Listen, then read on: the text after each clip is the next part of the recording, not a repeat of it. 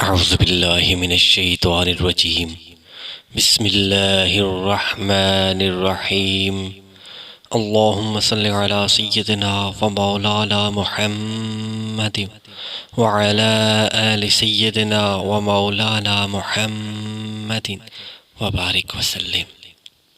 السلام علیکم ورحمۃ اللہ وبرکاتہ۔ پیارے دوستو، آج کی ویڈیو میں آپ کو کوئی وظیفہ نہیں بتانے جا رہا، لیکن اگر آپ یہ دو کام کر لیتے ہیں تو خدا کی قسم کھا کے کہتا ہوں، اتنی بڑی قسم کھا کے کہتا ہوں کہ آپ کو اتنا رزق ملے گا کہ آپ گن نہیں سکیں گے۔ میں نے آپ سے یہ بات قسم کھا کے اس عمل کی برکت اتنی زیادہ ہے، اور بہت سے بھائی اور بہنوں نے آزما کے دیکھا ہے اور کئی فیکٹریوں کے مالک بنے ہیں۔ ویڈیو کی طرف جانے سے پہلے آپ دوستوں سے گزارش ہے کہ میرے اس چینل کو سبسکرائب کر لیں اور بیل کے نشان کو دبائیں تاکہ آنے والی ہر ویڈیو کا نوٹیفیکیشن سب سے پہلے آپ کو مل سکے اور آپ کی زندگی بھی بدل سکے۔ پیارے دوستو، ایک بار میں ایک دکان سے کچھ سامان لینے گیا تو وہاں ایک بچہ آیا اور دکاندار سے بولا، مجھے چیونٹیوں کے مارنے والی دوا چاہیے۔ میں نے دکاندار کو مخاطب کرتے ہوئے کہا کہ بھائی، آپ یہ دوا مت رکھا کریں، بلکہ جو لینے آئے اسے یہ میرے دوست کا واقعہ ضرور سنائیں۔ میرے ایک دوست ہیں جو کہ بہت ہی مفلسی اور غربت کی زندگی گزار رہے تھے۔ ایک وقت کی روٹی ان کے لیے مشکل تھی، اور ایک دن کسی سے انہوں نے ایک عمل کا سنا تو تب سے وہ یہ عمل کر رہے ہیں۔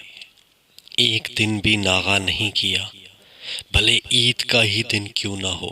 ان کا معمول رہا ہے کہ وہ مختلف چیزیں مثلاً گندم، مکئی، باجرہ، خشک روٹی، بیکری کا بچا ہوا چورا اور ایسی کچھ اور چیزیں وہ گھر میں رکھتے ہیں، اور صرف دو کام کرتے ہیں جن کی وجہ سے وہ آج کروڑ پتی ہیں۔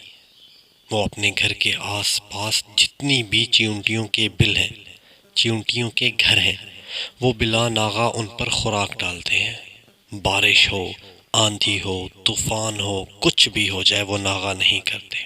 اور دوسرا عمل، انہوں نے اپنے گھر کی چھت اور بالکنی پہ پرندوں کے لیے خوراک اور پانی کے برتن رکھے ہوئے ہیں، اور وہ اسی طرح پرندوں کی خوراک اور پانی میں بھی کوئی ناغہ نہیں کرتے۔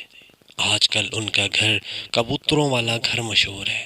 اتنے کبوتر صرف دانہ کھانے آتے ہیں ان کے گھر، اور آج کل ان پر اللہ کا اتنا فضل ہے کہ جو شخص کسی مل فیکٹری میں مزدوری کرنے کے لیے دوسرے لوگوں کی، دوسرے سیٹھوں کی منتیں کرتا تھا، آج ان کی اپنی فیکٹری ہیں، آج ان کے اپنے انڈر ملازم ہیں، اور آج بھی ان کا معمول یہی ہے، اور وہ یہ کام خود اپنے ہاتھ سے کرتے ہیں۔